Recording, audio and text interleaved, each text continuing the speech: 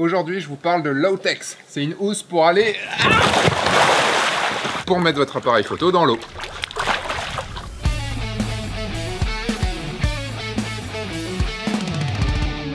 Bonjour, je suis Sébastien Roignan et vous êtes bien dans un nouvel épisode de F1.4, un épisode qui se jette à l'eau. Après le test que je vous ai fait sur le Dicapac il y a quelques années, il y a 4 ans, eh bien, je profite d'un petit séjour en Martinique pour un mariage pour vous parler de la housse Lowtex. Mon troisième Dicapac est troué, je me suis dit, j'en ai marre un petit peu de le changer et je vais essayer autre chose, je vais essayer donc la housse Lowtex. Donc là, cette vidéo n'est pas du tout sponsorisée, c'est moi qui l'ai acheté avec mes petits sous. Et ben on va faire le test de ce que c'est, voir si au final c'est cool, voir si c'est mieux ou moins bien que le Dicapac, voir si c'est résistant. Je vous dirai tout à l'heure ce que j'en pense, mais dans un premier temps, on va voir comment se met cette housse. Allez, c'est parti. Eh bien voyons voir, j'ai un shooting tout à l'heure, première fois, et là je vais essayer de monter sans notice.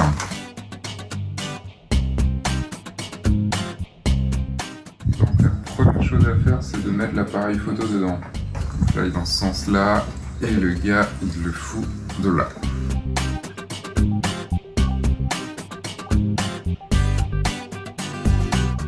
Voyons voir dans la piscine. Là, ça stresse un peu quand même. Il y a des bulles. Il déclenche. Allez, voyons voir. Et là, ça marche. Maintenant, j'ai mon sac photo à faire.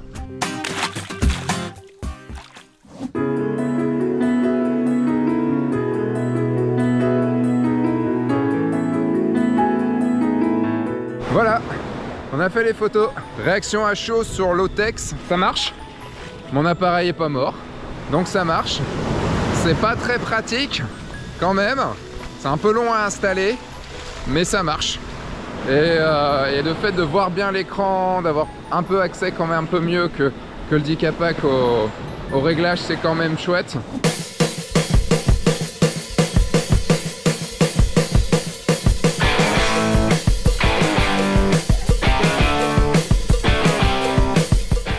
C'est parti pour un peu de snorkeling. Je dis pas beau tout ça. Je suis là-dedans.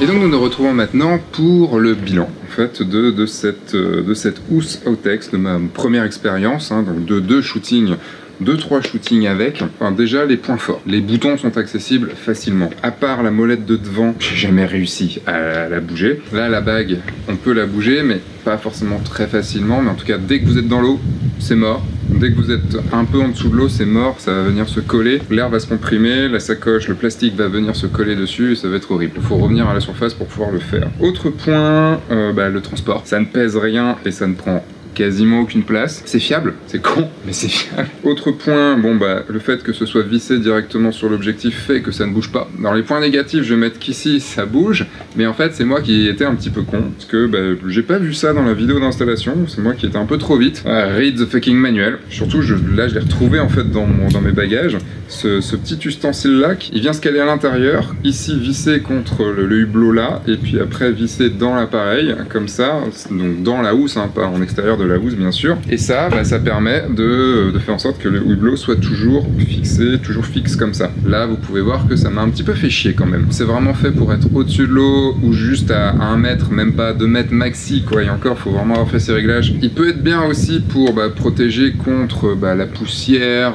Là, la séance photo que j'ai faite avec les mariés, le sable était extrêmement fin, c'était du sable volcanique, donc du sable noir volcanique, donc c'était, il s'est recouvert de sable et tout, donc là pour l'appareil photo ça aurait vraiment pas été top. J'ai mon drone qui sur une séance a pris un peu de sable comme ça et dans les rouages c'est pas ouf. Je vois pas beaucoup d'aspects très négatifs là-dessus, puisque si on le prend vraiment pour ce que c'est, aller juste à mi-eau et l'avoir sur un moment où il y a de la poussière, des teintures, enfin j'en sais rien, plein de trucs qui peuvent endommager l'appareil photo, ou une grosse pluie, en fait c'est super pratique. Si allez, un truc quand même dans le côté négatif, c'est moche. Mais bon, ça marche. Aspect positif, ça flotte. Et quand, mais vous pouvez le lâcher, au moins ça flotte, ça c'est cool. Un truc qui est relou, c'est même avec un hublot qui est fixe, en fait on verra plus rien dans le viseur. Normalement, votre appareil photo, il est configuré en choix automatique entre viseur et écran. Et donc quand vous mettez votre œil au viseur, il passe sur le viseur. Quand vous l'enlevez, il passe à l'écran. Pourquoi? Parce qu'il y a un petit détrompeur ici, une petite cellule qui dit tiens, c'est bloqué. Ça veut dire qu'il a l'œil dans le viseur, ou c'est pas bloqué, donc il a pas l'œil dans le viseur, donc je le mets sur l'écran. Il faut bien activer à chaque fois le fait d'être en écran seul, comme ça sera tout le temps sur l'écran, et là vous n'aurez pas de soucis.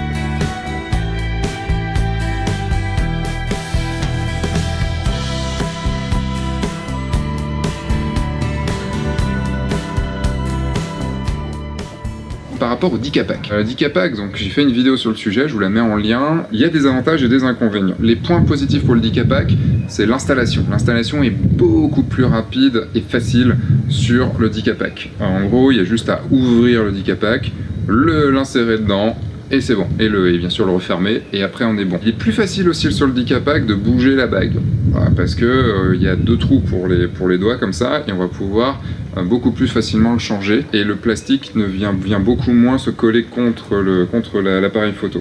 Et aussi, point positif pour le Dicapac, il est moins cher. Point négatif, je pense que le Dicapac est un peu moins qualitatif. Alors déjà il est moins cher, donc peut-être que ça voudrait dire que, mais en tout cas le Dicapac, c'est mon 3e que j'ai actuellement, et les 2 premiers ont eu des trous. Et je crois que mon 3e a un trou aussi. En fait, pourquoi? Parce que sur le Dicapac, il y a beaucoup de thermosoudure, je vais dire ça comme ça, en fait le plastique est soudé pour faire étanchéité. Là on voit bien, ici il y en a, mais ça a l'air beaucoup plus quali. Il y en a 2, parce qu'il a été fait, je pense, il y a un côté là, et après ça a été soudé. Dans le Dicapac, c'est vraiment des soudures l'un contre l'autre. Je pense que c'est moins qualitatif, ça marchera moins bien, c'est là où on peut avoir des emmerdes. Les boutons aussi, alors changer les réglages, tous les réglages, les menus là, tourner la molette ici pour le Canon et tout ça, là je l'ai pas sur le Nikon, mais en tout cas je sais que je galérais pas mal avec le 5D, c'est impossible. Enfin voilà, de bouger les boutons et tout, c'est super compliqué. Là le plastique est vraiment malléable et donc on peut aller chercher plus facilement les boutons. Point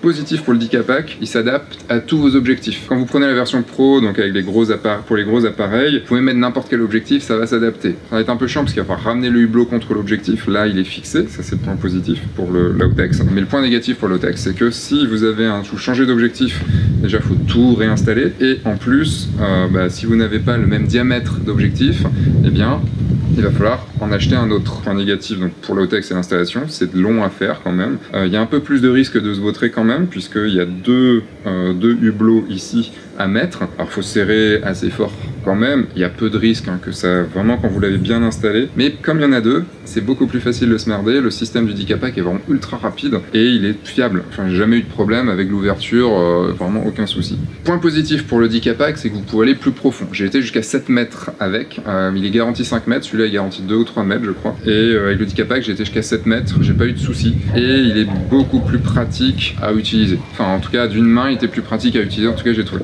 Là pour celui-là vous pouvez rajouter des options, et il y a une option qui est un manche en fait en dessous pour pouvoir le tenir plus facilement. Vous avez une option aussi pour le flash, ce que le Dicapac n'a pas. Si j'avais vraiment à conclure, je dirais que ça, si vous faites des séances photo dans des endroits compliqués qui peuvent vraiment abîmer votre appareil photo, ou dans l'eau, qui peut aussi abîmer votre appareil photo hein, quand même, ça c'est la bonne alternative pour ceux qui n'ont pas forcément confiance dans le Dicapac, ce que je peux comprendre puisque j'en suis à mon 3e comme je vous ai dit, et ceux qui ne veulent pas s'acheter un caisson. Moi par exemple je ne veux pas m'acheter un caisson parce que le caisson c'est beaucoup trop gros, faut pouvoir le transporter, faut un bagage en plus pour le transporter, et ça moi je ne veux pas. L'alternative serait d'acheter un petit compact et donc d'acheter le caisson qui va avec. Là je vous montre actuellement une vidéo qui a été prise par un petit appareil photo, un petit compact comme ça dans un petit caisson, forcément plus pratique, ça va, mais c'est pas voilà la qualité forcément d'un appareil photo comme celui-là. Je vous rappelle que cette vidéo n'est pas du tout sponsorisée, c'est moi qui l'ai acheté, c'est moi qui ai décidé de faire la vidéo dessus, et j'ai plus qu'une chose à dire, mettez un like, mettez en commentaire si cette vidéo vous a fait peur, parce que je sais que cette vidéo vous a fait peur, j'ai pu le voir sur Insta avant, puis bah bien sûr abonnez-vous, et j'ai une dernière chose à vous dire, c'est évidemment sortez, faites des photos et surtout amusez-vous.